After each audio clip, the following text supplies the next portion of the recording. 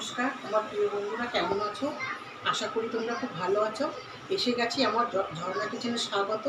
আবার এসে গেছি নতুন একটা মিষ্টি রেসিপি নিয়ে। সেটা হলো আমের পুডিং। আমের পুডিং বানাতে কী কী লাগছে, আমি কেমন করে বানাচ্ছি দেখো। চলো আমার রান্না করে। এই দেখো, এখানে আমি 1 লিটার দুধ নিয়েছি আর আম রেখেছি এখানে 3টে। এখন আম অঢেল বাজারে পাওয়া যাচ্ছে, তাই আম নিয়ে নিয়েছি। এবার দুধটা আমি প্যাকেটে করে কেটে নেব।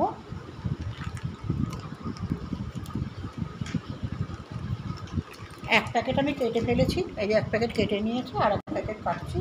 তো 1 লিটার দুধ আমি নিয়ে নিলাম।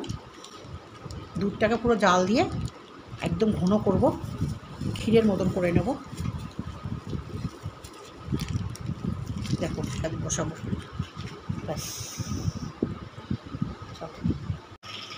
এবারে আমি গ্যাসটাকে জ্বালিয়ে দুধটাকে ফুটিয়ে ঘন করে নেব। ঘন জাল দেবো, কিছুক্ষণ পরপর দেখিয়ে নেবো দুধটাকে। এখানে আমি 1 লিটার দুধ জাল দিয়ে নিয়েছি। এই দুধটা ঘন হয়ে এসেছে জাল দিয়ে তারপরে এখানে রাখা আছে 150 গ্রাম গুঁড়ো দুধ।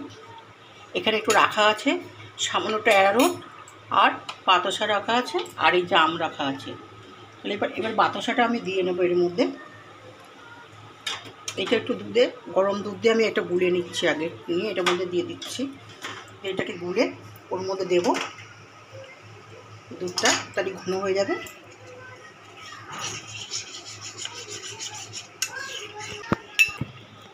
এবার আমি দুধের মধ্যে দিয়ে দিচ্ছি ভালো করে। এবারে ফুটে জাল দিয়ে নেব।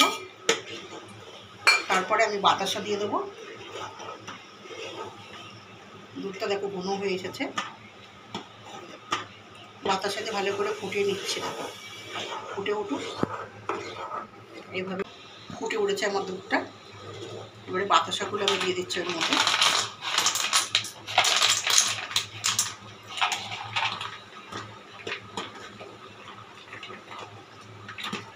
বাতাসাটা ভালো করে গুলে দিয়ে জাল দিয়ে তারপরে গুঁড়ো দুধটাকে দেবো। বাতাসাগুলো গুলে গেছে সুন্দরভাবে, আর দুধে একটা কালার চলে এসছে, দেখো কত সুন্দর। এটা তো গুড়ের বাতাসা দেওয়া আছে। এবারে আমি গুঁড়ো দুধটা দিয়ে আস্তে আস্তে করে এবার বাকি গুঁড়ো দুধটাও আমি দিয়ে দিচ্ছি এর মধ্যে, দিয়ে ভালো করে নাড়াচাড়া করে এবারে গাঢ় করে নেব।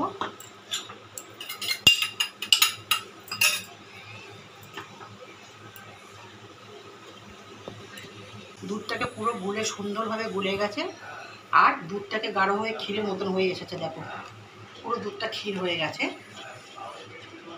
এইভাবে করে সমস্ত দুধটাকে গালিয়ে নিয়েছে, নাড়ি করে করে। এবারে আমি ঠান্ডা করতে দেবো। দেওয়ার ফলে আমটাকে কেটে নেবো এবার ঠান্ডা করতে দিয়ে দুধটা। এবারে আমি আমটাকে কেটে নেবো। দেখো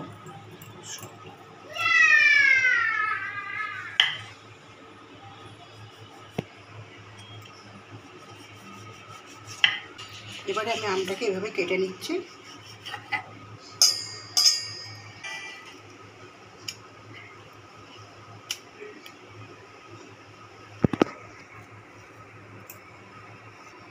একটা দেখিয়ে দিচ্ছি, তারপরে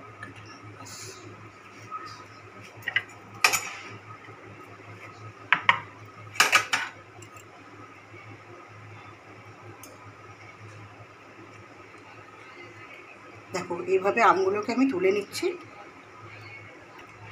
এই যে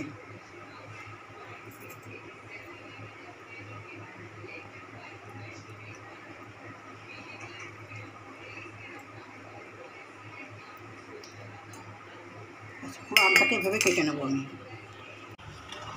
দেখো এটাকে ঠান্ডা হয়ে কি সুন্দর গাঢ় হয়ে গেছে, একদম সুন্দরভাবে গাঢ় হয়ে গেছে। দেখো এবারে এই আমটা বেটে নিই, একটু মিক্সারে বেটে নিয়েছি। দেখো এর সাথে এবারে আমি মিক্স করবো।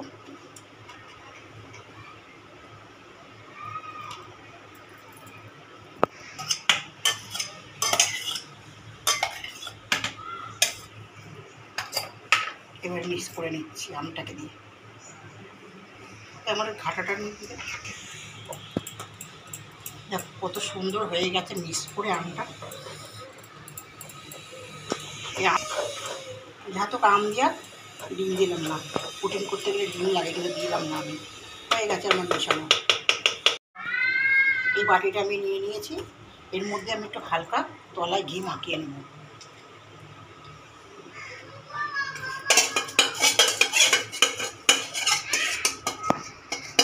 ঘিটা লাগিয়ে নেব, সারা পুরো ঘিটা আমি মাখিয়ে নিয়েছি।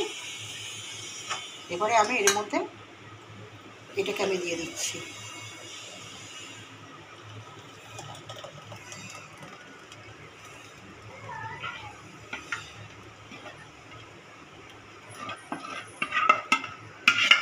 দেখো বাটি করে একদম রেডি করে নিয়েছি। এবারে আমি ফ্রিজে ঢুকিয়ে দেবো। আর দেখো একদম পুরো রেডি করে রাখি সুন্দর করে। এবার ফ্রিজে ঢুকিয়ে দেবো। ফ্রিজ থেকে বের করলাম, 3-4 ঘন্টা রেখেছিলাম, নিয়ে বের করে একটু জমে গেছে সুন্দরভাবে। এবারে বাটিতে দেখছি ঢেলে নেব, দেখি হ্যাঁ উঠেই যাবে।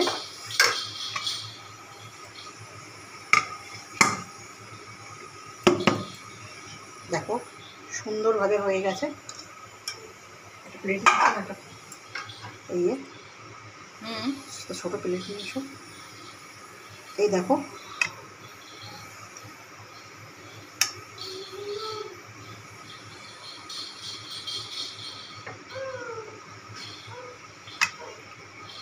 দেখো সুন্দর করে পিস করেছি।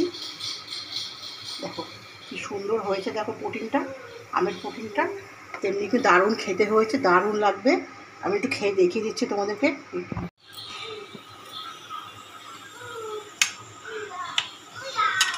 দেখো আমি একটু খেয়ে দেখছি কেমন হয়েছে।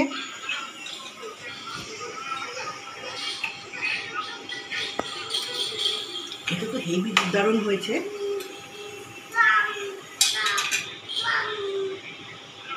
দারুণ।